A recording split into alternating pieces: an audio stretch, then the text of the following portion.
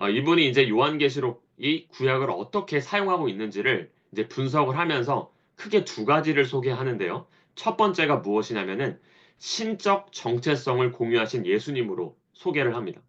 어, 이 신약 성경 27권이 기록되었을 당시 1세기 시대에는 우리가 기억해야 될 것이 그 아직 삼위일체 개념이 아주 확실하게 정립되지 않았던 시대였습니다. 이 삼위일체, 성부, 성자, 성령이라는 이 삼위일체의 컨셉과 개념이 정립된 것은 뭐 2세기, 3세기 이후에 일어났던 교회사의 작업이었어요. 예수님이 사셨던 1세기, 또 사도들이 이 신약 성경을 기록했던 1세기 시대 속에서는 아직은 삼위일체, 그 개념, 성부, 성자, 성령의 그 하나됨의 개념이 아직 정립되기 이전 단계라는 것을 감안해 주시면 됩니다. 근데 요한계시록에서는 구약을 인용함을 통해 결국 요한계시록이 보여주고자 하는 예수님은 누구신가? 예수님은 바로 신적 정체성을 공유하신 하나님이시다라는 것을 요한계시록이 선포하고 있다라는 것이. 그래서 이 구약을 인용함을 통해서 요한계시록은 예수님이 누구이신가? 바로 예수님은 하나님이시다. 예수님은 하나님의 정체성을 공유하신 분이시다라는 것을 표현하고 있는 것입니다. 그게 요한계시록과 구약의 상호 본문성이 나타나는 다이내믹이라고 할 수 있습니다. 구체적으로 이제 말씀을 드리면은 이 요한계시록에 이제 예수님을 소개할 때 인자 같은 이라고 이제 소개를 합니다. 요한계시록 1장 13절에서 14절 말씀을 보시면은 촛대 사이에 인자 같은 이가 발에 끌리는 옷을 입고 가슴에 금띠를 띠고 그의 머리와 털의 희기가 흰 양털 같고 눈 같으며 그의 눈은 불꽃 같고 라고 표현하고 있습니다. 여기 보시면 제가 노란색으로 표시한 것처럼 인자 같은 이, 영어로는 이제 son of man, son of man. 그 인자 같은 이가 촛대 사이. 이 촛대가 무엇이냐면요. 그 예전에 그 출애굽 그 모세오경에 보면은 성막에 놓는 것 중에 등잔대가 있잖아요. 램프스탠드. 램프스탠드가 등잔대가 촛대인데요. 그 성막 안에 성소 안에다가 지성소 들어가기 전에 성소 안에다가 등잔대 그 메노라라고 하죠. 그 촛대를 놓는데 이 신약 시대에 와서 촛대는 무엇이 되냐면요. 요한계시록 보면 촛대는 교회인 우리들이 돼요. 촛대는 교회인 우리 성도들을 가리키는 것이 돼요. 근데 그 교회인 우리 성도들 사이에 인자 같은 이, 인자 같은 이가 예수님을 가리키는 거죠. 문맥상. 우리 성도들 사이 예수님이 거니신다라는 걸 지금 요한이 지금 그것을 보면서 표현하고 있는 장면입니다. 그래서 인자 같은 이가 발에 끌리는 옷을 입고 여기 제가 이제 보라색으로 표시한 부분이 중요한데요. 구약 사용과 관련해서 그의 머리와 털의 희기가 흰 양털 같고 눈 같다. 근데 이 표현이 요한계시록에만 처음 등장하는 표현이 아닙니다. 어디에 등장할까요? 혹시 아시는 분?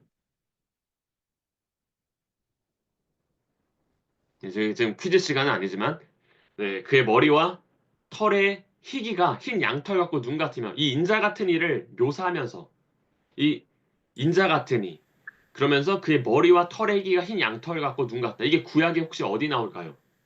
아시는 분? 다니엘의 다니엘 새 친구가 저기에 그 다니엘 새 친구. 거기 풀무. 불꽃 속에서 있는 인자 같은 이 그거가 비슷하지 않을까? 네, 예. 다니엘서가 맞습니다. 유민아구님.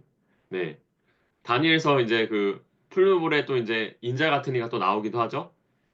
그리고 이 그의 머리와 털의 희기가 흰 양털 같고 눈 같으며 이 표현도 다니엘서에 나와요. 근데 이 표현이 어디 나오냐면은 우리 유민아구님께서 이 다니엘서라고 잘 말씀해 주셨고요. 다니엘 7장에 나옵니다. 다니엘서의 옛적 같으니 이게 이런 표현이 있는데요. 제가 읽어드리면 내가 보니 왕자가 놓이고 옛적부터 항상 계시니가 좌정하셨는데 그의 옷은 희기가 눈 같고 그의 머리털은 깨끗한 양의 털 같다.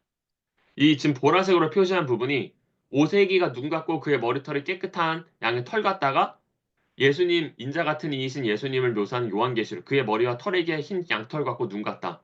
이 표현이 비슷한 워딩과 그 단어들로 지금 표현되고 있죠. 그래서 이제 지금 요한계시록에서는 이 다니엘서를 지금 이게 지금 반영하고 있는 거예요. 이걸 지금 암시하고 있는 것입니다.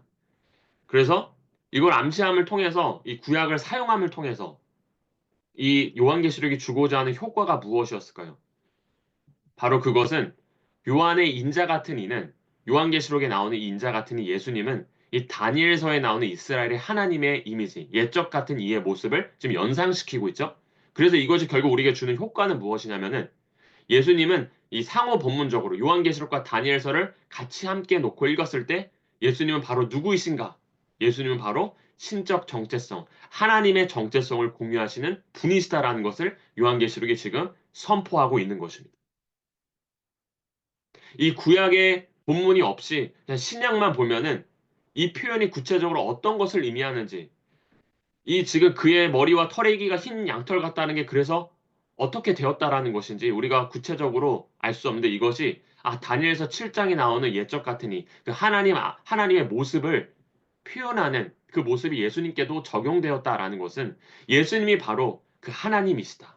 그 하나님의 정체성을 공유하시는 분이다라는 것을 우리가 이 상호 본문 읽기를 통해 확인할 수 있다라는 것입니다.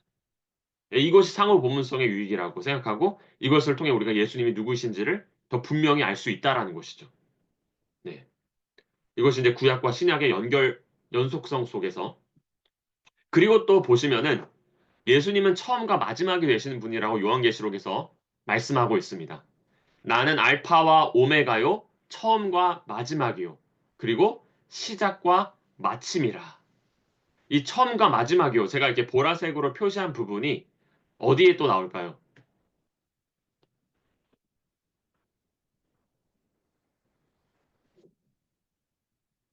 구약에서. 예, 물론 구약입니다. 예. 처음과 마지막이라고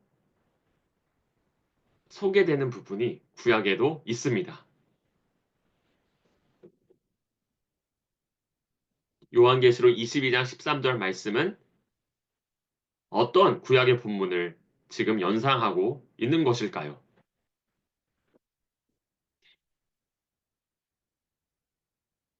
네, 정답은 두둥 이사야서입니다. 네, 이사야서에도 보시면은 처음과 마지막이신 이스라엘의 하나님이 나오십니다. 그래서 이사야 44장 6절 말씀을 보시면 이스라엘의 왕인 여호와 이스라엘의 구원자인 만군의 여호와가 이같이 말하노라. 나는 처음이요 나는 마지막이라.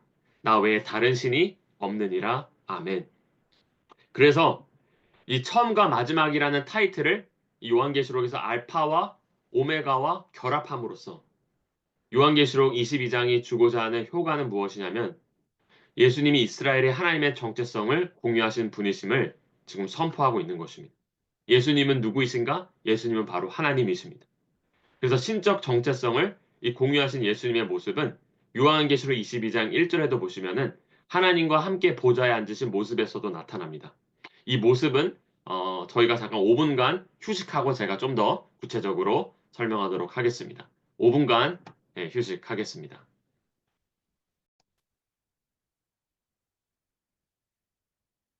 네, 그래서 이 이사야서에 나오는 나는 처음이요 마지막이라는 표현과 요한계시록 22장 13절에 나오는 처음 나는 알파와 오메가 처음과 마지막이요 이 표현이 서로 연결됨을 통해 예수님이 누구이신지를 나타낸다고 말씀드렸고요.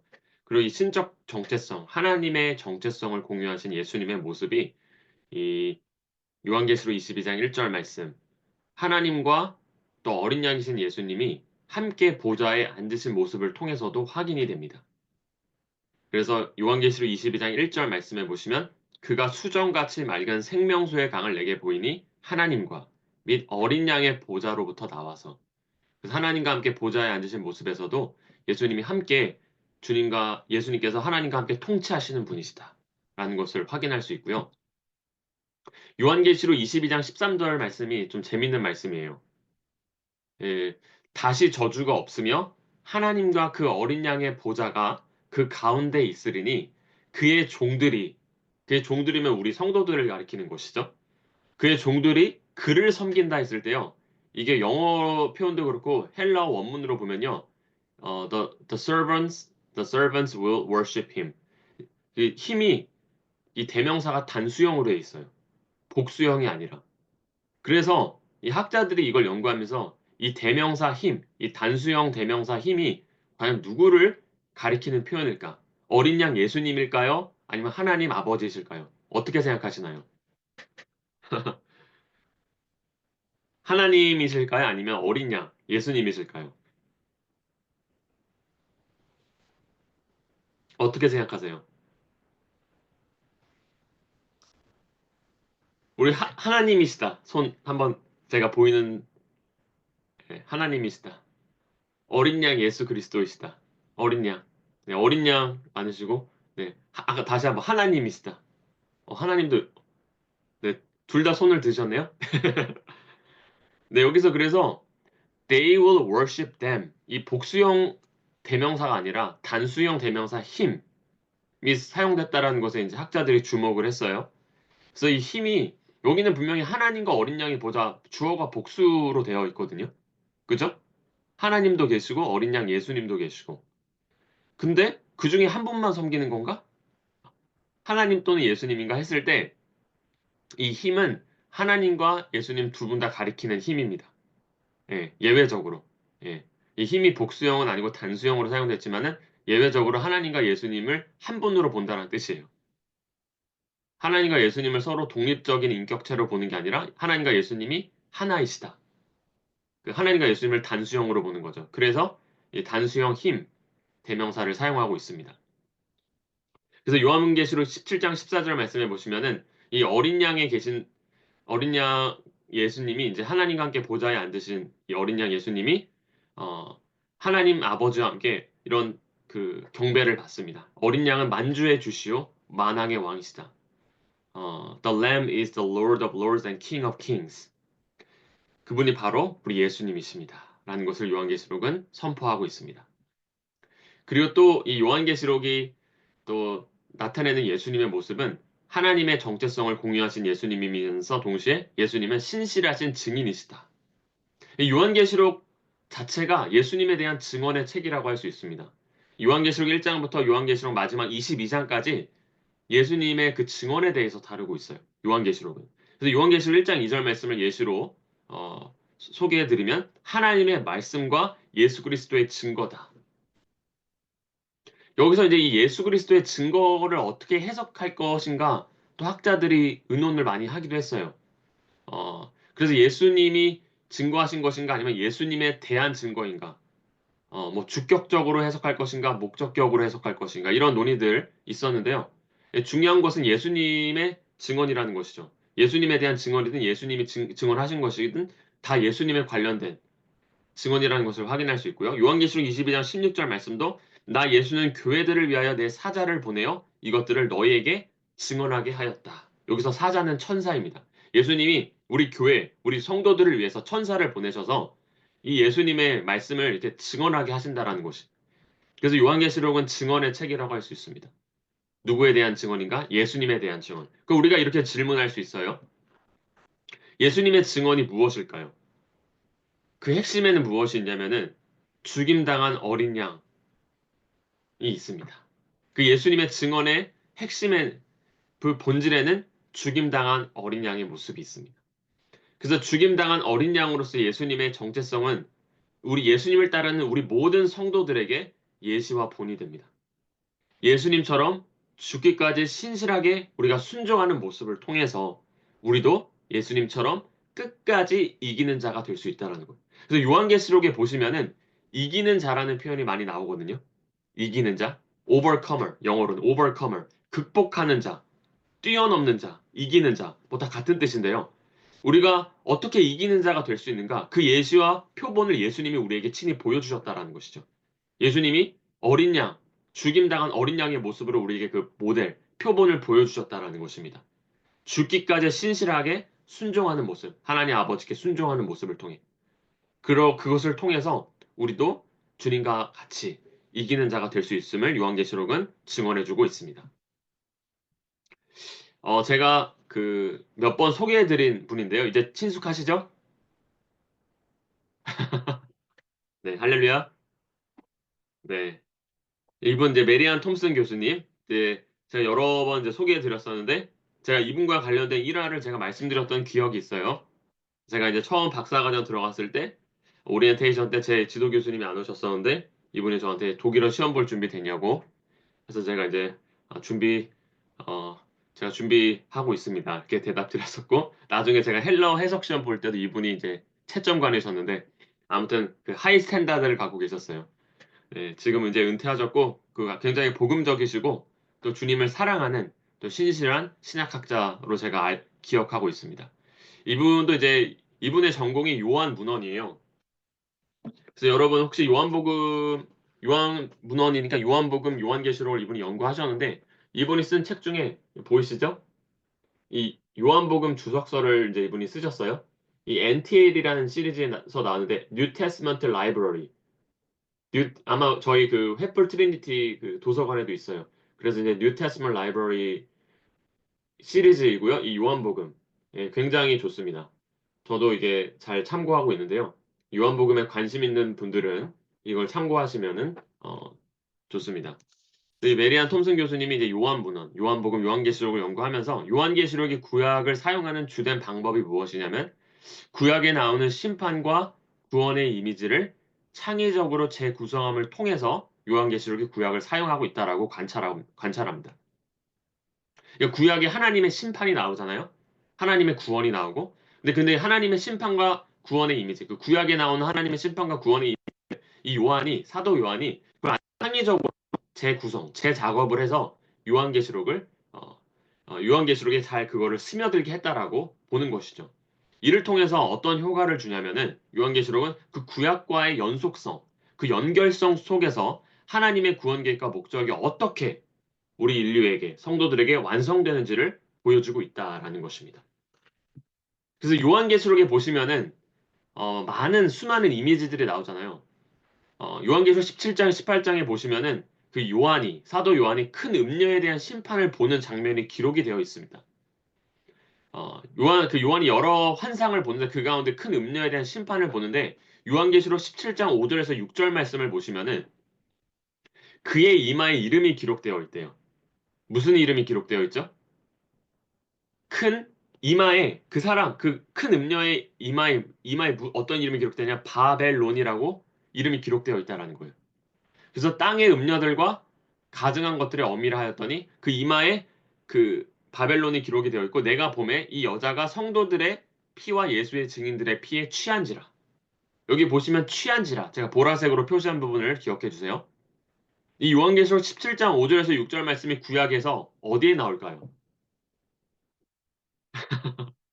오늘 네 아까 이제 이사야서 나왔고 다니엘서 나왔고요. 요한계시록과 구약의 그 연결성, 상호 본문성 하면서 이 본문은 구약의 어떤 부분을 지금 반영하고 연상하는 본문일까요? 예, 본의 아니게 퀴즈 시간은 아니지만 용기 있게 네, 이 바벨론이라는 이름 그리고 내가 봄에 이 여자가 성도들 여기서 핵심 동사는 취한지라예요. 이 바벨론 그리고 취한지라 이 표현이 구약에 어디에 있어요? 이거를 지금 요한계시록이 사용하고 있는 거예요. 이 사도 요한이 그 구약의 본문을 어디 구약에 나와 있을까요?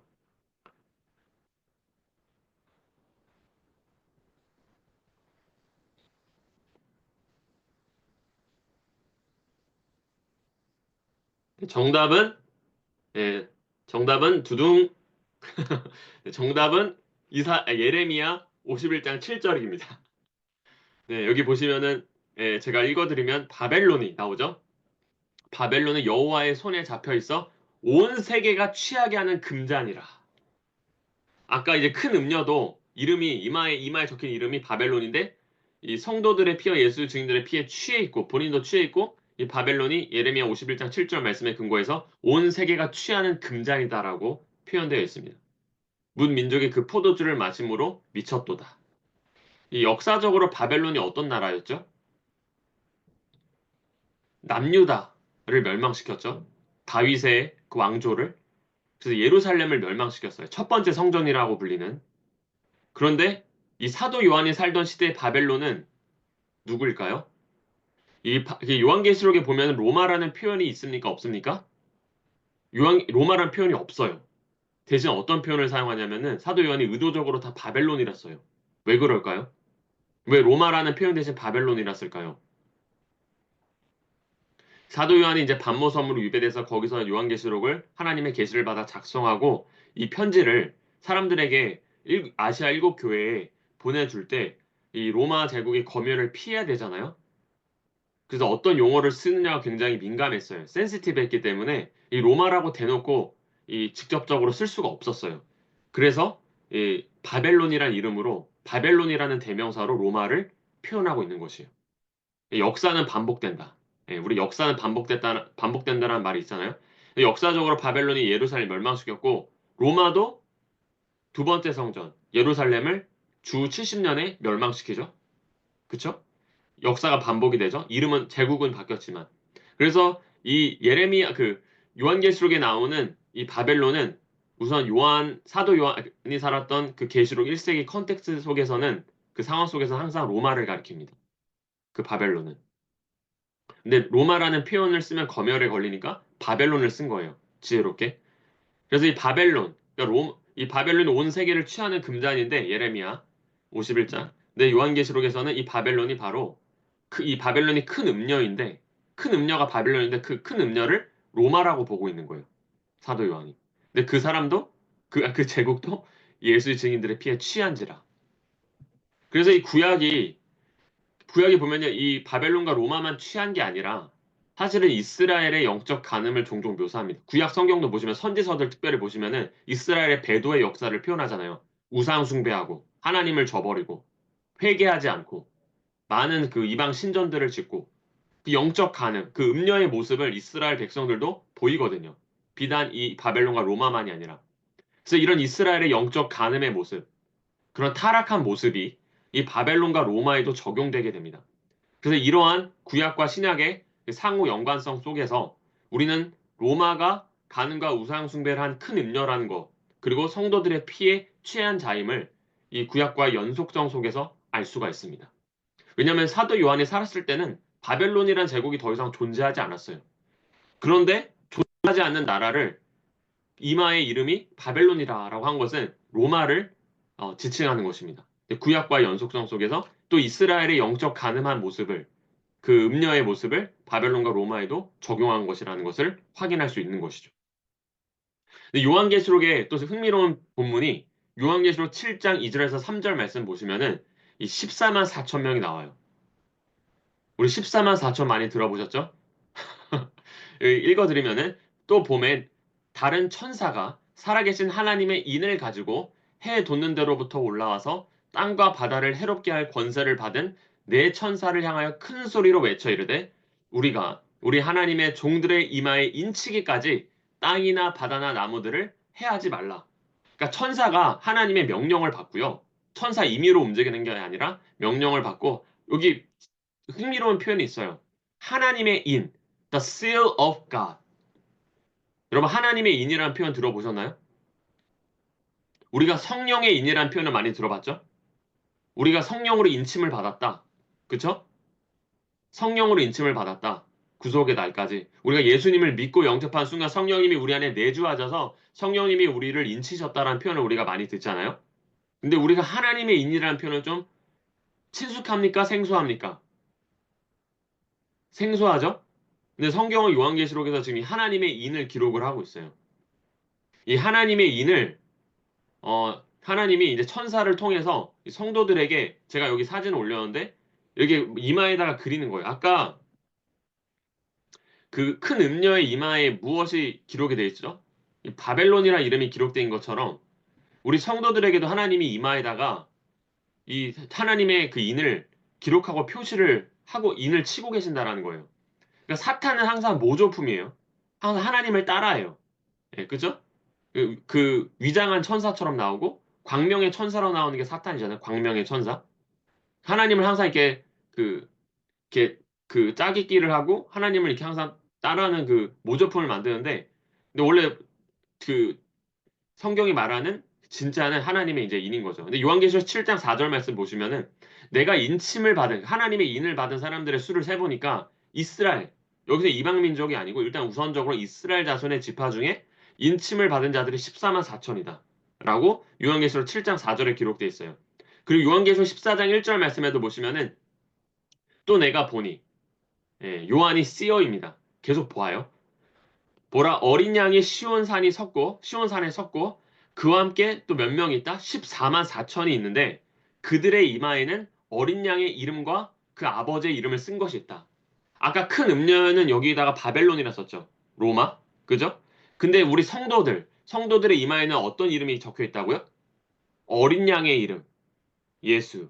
그리고 아버지의 이름이 우리 성도들의 이마에 하나님이 천사들을 통해서 인을 치실 때 우리 이마에 우리 눈에는 보이지 않지만은 육안으로는 보이지 않지만 우리 성도들의 이마에 어린 양의 이름과 하나님 아버지의 이름이 우리 성도들의 이마에 하나님이 인을 치실 때 천사들을 통해 인을 칠 때 우리 이마에 기록이 된다는 뜻입니다. 그럼 이 요한계시록 14장과 7장에 나온 이 하나님의 인이 구약에도 나올까요? 안 나올까요? 나온다면 구약 어디에 있을까요?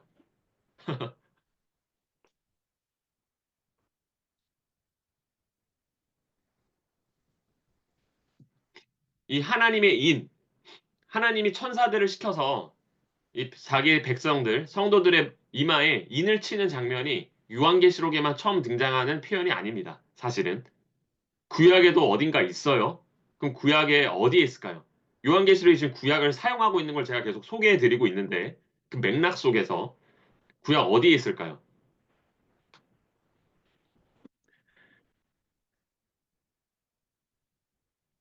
네.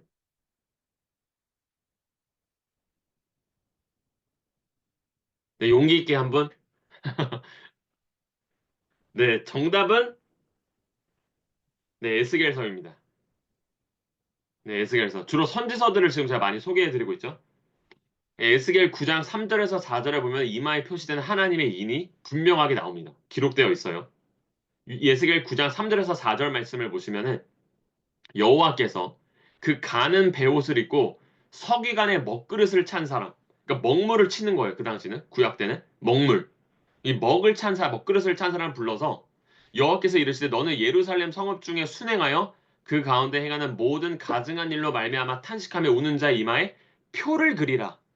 여기서 이 표를 제가 여기 지금 이게 십자가 모양으로 제가 해놨잖아요. 제가 왜 십자가 모양으로 해놨냐면은 이 에스겔서 9장을 지금 성서 히브리어로 보면은 이 표가 십자가인지 알 수가 없어요. 확인할 방법이 없어요. 그런데 이 히브리어 타브거든요. 히브리어 타브가 고대 히브리어, 지금 현대 히브리어랑 성서 히브리어 말고 성서 히브리어보다 훨씬 오래전에 존재했던 고대 히브리어로 분석해 보니까 이 표가 이 타브가 십자가 모양으로 돼 있어요.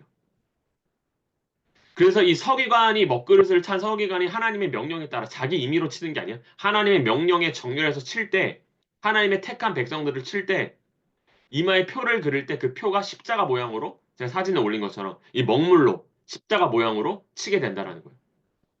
그래서 제가 볼 때는 제가 눈으로 확인한 건 아니지만 요한계시록과 같이 요한계시록이 지금 이거를 사용하고 있잖아요. 에스겔서를. 구약과 신약의 연속성의 관점에서 이것을 분석해보고 살펴볼 때 이때 천사들을 시켜서 이 성도들의 이마에 어린 양의 이름과 아버지의 이름을 치게 한다라는 것은 이 바로 이 고대 히브리어인 타브, 십자가의 모양으로 그려지지 않을까라고 예, 추측을 해볼 수 있다라는 것이죠. 예, 구약과의 연속성 속에서. 네, 흥미롭죠? 네, 이런 모습이 있는데요. 이 모습이 있고, 결국 이것을 통해서 이마에 표를 치는 의미가 무엇일까요? 하나님의 백성에 대한 보호를 의미합니다. 이마에 표를 받은 자, 하나님의 인을 받은 자는 이 먹물로 십자가 타브를 받은 자는 네, 그 악한 세력의 공격과 또 이 심판의 때에 보호를 받는 사람들이다라는 것이 이 표시가 된다라는 거죠.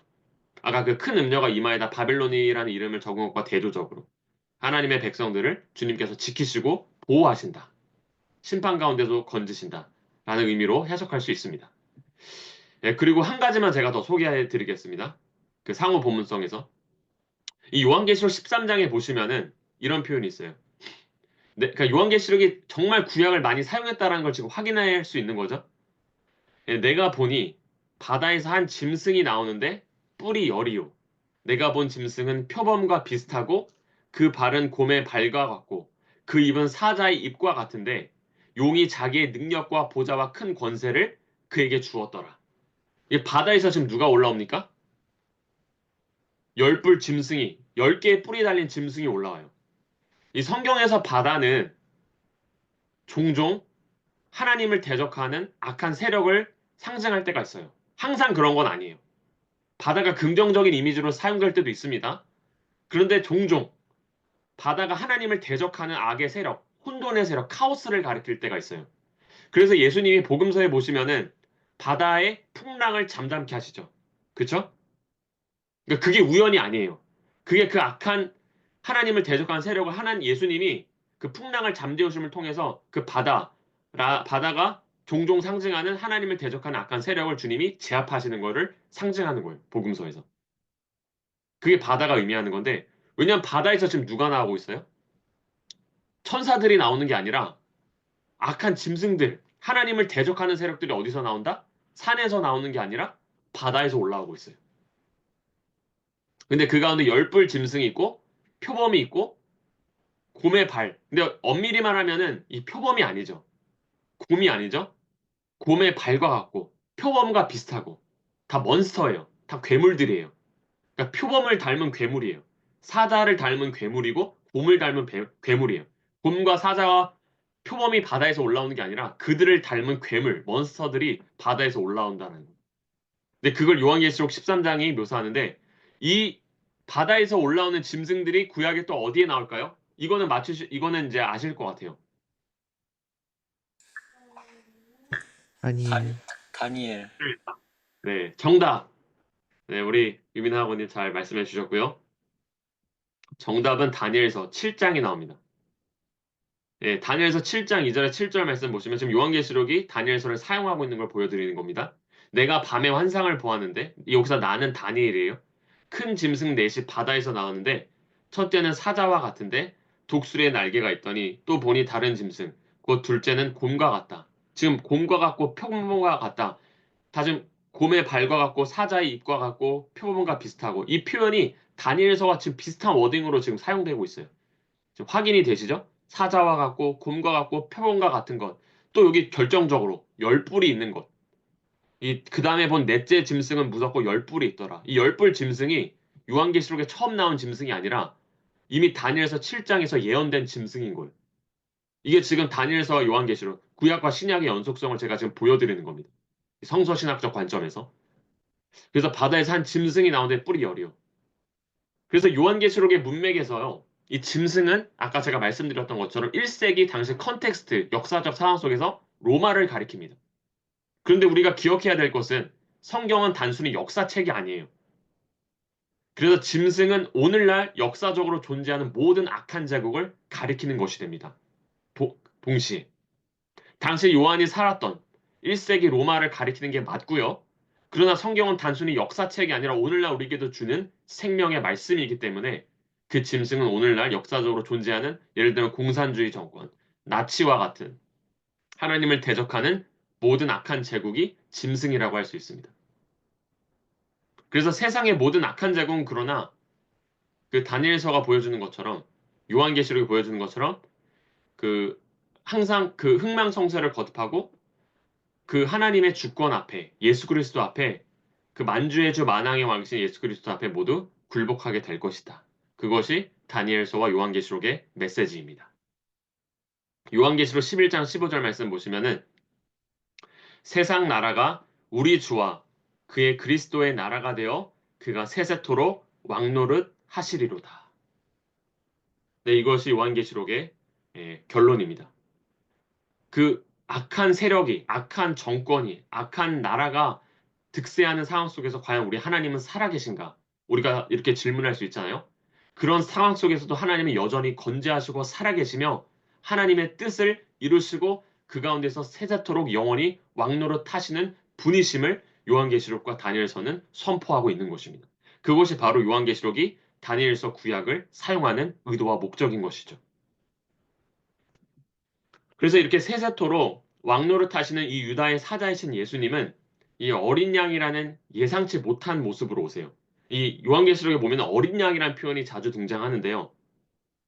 이 어린 양이라는 예상치 못한 모습으로 오셔서 죽임을 당하십니다. 이 십자가 죽임을 당하시지만은 부활하셔서 만주의 주, 만왕의 왕으로 영원토록 다스리실 것이다. 그것이 바로 그가 세세토록 왕노릇 하시리로다라는 말씀입니다. 그래서 예수님은 항상 우리에게 오실 때 우리가 예상한 모습이 아니라 예상치 못한 모습으로 오셔서 계시지만은 결국에 그분이 차지하시고 다스리실 것이다. 그래서 요한계시록은 이 예레미야, 에스겔서, 이 다니엘서와 같은 이 구약과의 이 상호 본문적 읽기를 통해서 이 악한 세력과의 싸움이 이 새로운 전쟁이 아님을 보여주고 있어요. 그렇죠? 이미 구약에 다 나타난 나타난 표현들이잖아요. 다니엘서에 나온 그 요한계시록에 나온 열불 짐승, 뭐 사자와 같고 곰 같고 이미 다니엘서에서 이미 다 나온 짐승들이고 그리고 그 하나님이 인을 치시는 것도 에스겔서에 이미 나타나 있고 또 큰 음녀 바벨론도 이미 예레미야에 다 나타나 있는 거잖아요. 그죠? 그렇기 때문에 이 요한계시록이 묘사하는 이 전쟁은 이 상호 본문적 구약과의 연속성 속에서 우리가 알 수 있는 거는 이 악한 세력과의 싸움이 단순히 앞으로 미래 전쟁이고 새로운 전쟁이 아니다라는 것을 보여주고 있다라는 거예요. 물론 요한계시록에는 미래적인 관점이 그런 요소들이 들어가 있죠. 새하늘과 새 땅은 미래에 임하는 것이니까. 아직 우리에게 임하지 않은 나라니까. 그런 차원에서 아직 미래적으로 남아있는 부분도 분명히 있습니다. 그러나 많은 경우 요한계시록의 상당 부분은 새로운 전쟁이 아니에요. 이미 예레미야, 에스겔, 다니엘서와 같이 이미 그 전쟁은 이미 이루어졌고 이 이안 복살이란 학자가 이렇게 이야기를 했어요. 요한계시록이 묘사하는 전쟁은 예수님이 이미 십자가에서 싸워 이기신 전쟁이며 요한계시록에서는 이것을 충격적일 정도로 생생하게 재생하여 표현한 것이다.